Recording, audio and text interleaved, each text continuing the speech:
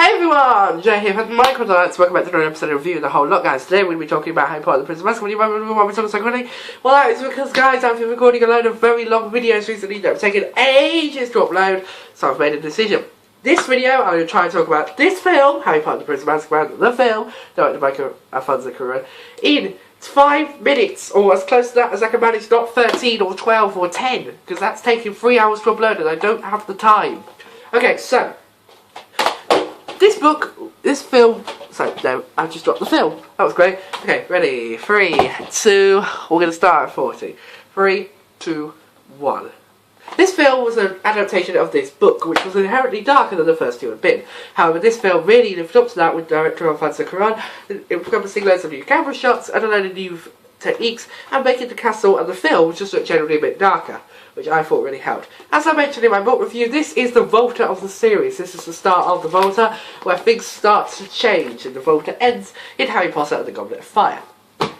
This film, however, shows that perfectly, starting off with a bit of a whimsical sort of atmosphere, and it's slowly but surely starting to get darker and darker and darker as the truth about the whole world, what Sirius Black was and what he wasn't, is actually revealed. The film itself, in my opinion, is actually a really good one. It's quite critically acclaimed. It's one of the...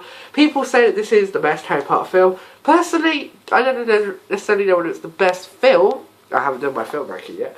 I've done my book and game ranking, but I don't personally know whether this is the best film in my opinion, but I do love it for the difference that it was for the first two. It was very interesting, and it really showed. I think the kids really grew up, and I think one of the things that you can clearly see in this film is that they weren't all as uniform as they were in the first two. So if you look at the first two films, you can see they're all very uniform, very wearing the same thing. Whereas in this film, they kind of let them be a bit more individual with their styles. Obviously, they had to improve everything, because if you've got a character who's got tattoos, who doesn't really have tattoos, it's more like hair and ways you wore your uniform and whatnot. But it kind of worked, and I think. Also, I don't know if any of you have heard this story. I'm assuming some of you have, because it's quite a famous story. Alfonso Cuarón asked the 3 main leads, Rupert Grint, Daniel Radcliffe and Emma Watson, I just realised you couldn't see who I was pointing there, to write us a little essay about their characters. The ironic thing was, Emma Watson wrote I think it was something like a 12-page essay. Rupert Grint never turned his in, and Daniel Radcliffe wrote 1 page, which Alfonso thought really encompassed their characters, which showed that they really knew all about their characters, because you don't need actors who don't know their characters, especially for an 8-film series, but they didn't know it was going to be 8 films at this point. Something you might not have known, and this is completely unrelated, but Goblet of Fire was potentially going to be split into 2 films, so it could have been 9 films. Anyway, on to the rest of the video. So, coincidentally enough, this is one of my favourites. It's a fan favourite. I often find people seem to always, like when I look at videos of favourite films, people always seem to like this one. I can see why. It's a good film. It's very drastically, like I say, different from the other two. There's a lot of cool effects in this. The invisibility cloak. The firebolt is for some strange reason put at the end of the film instead of in the middle where it is. So that's a bit weird. The Whopping Willow is really cool in this film. It was cool in the second one, but this film really makes it cool. And it really uses the Whopping Willow is actually used as transitions between the different scenes or times of seasons, which I think is actually quite cool. Does it live up to the book though? Yes, I think it does. Because for me, the book was great. It really was. You heard me talking about how I loved it in the book review, which took about 13 minutes. But you heard me talk about how much I loved the book. And I think, personally, the book is great. And but the film, I think, really does a good job of encompassing that and making sure that you, as an audience, can understand what's going on. Because if you can't understand what's going on... Because I know there are people that have only watched the films and haven't read the books. Don't know who those people are, or why you would do that, but I recommend you read the book. If you've only seen the films and not read the books, read the books. They're quite good, and they add more depth to it. Even though this film for me is one of the most depth-providing films, it still doesn't quite get across all the points that the book does. And I think one of the things the book explains that the film doesn't is that who the makers of the Marauders map are, and a bit more about Lupin's backstory. Yeah, all in all, there's a couple of chapters towards the end of the book that aren't really mentioned that much in here. Like the Marauders' tales, the tales of Moody, Webster, Padfoot and Trunks. I know it's been on demand, but I was making some up there, but yeah.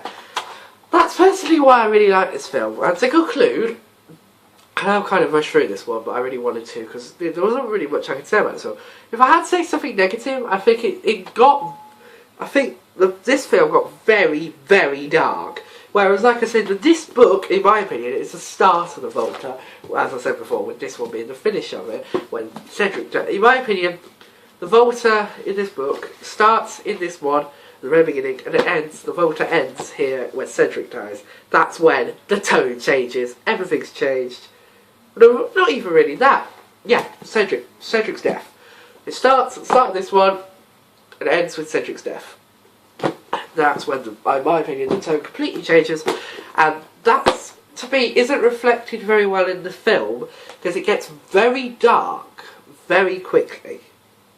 I know I remember saying earlier on that this film did a good job of showing the progression, and it does, but it's just, in my opinion, this book is still a bit light-hearted, whereas this film, really, there's very few light-hearted moments in it.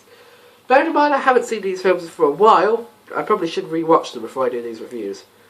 Probably would be a better idea with it. No, I don't know. But yeah, in adaptation sense, do they go together quite well? Yes, I think this is a very good book in comparison to the film. Film to the book, sorry. I think it's very good, and I'm really worn out now because I've just talked really quickly for about 6 minutes. But anyway, guys, that is going to be it for today's video. That's my opinion.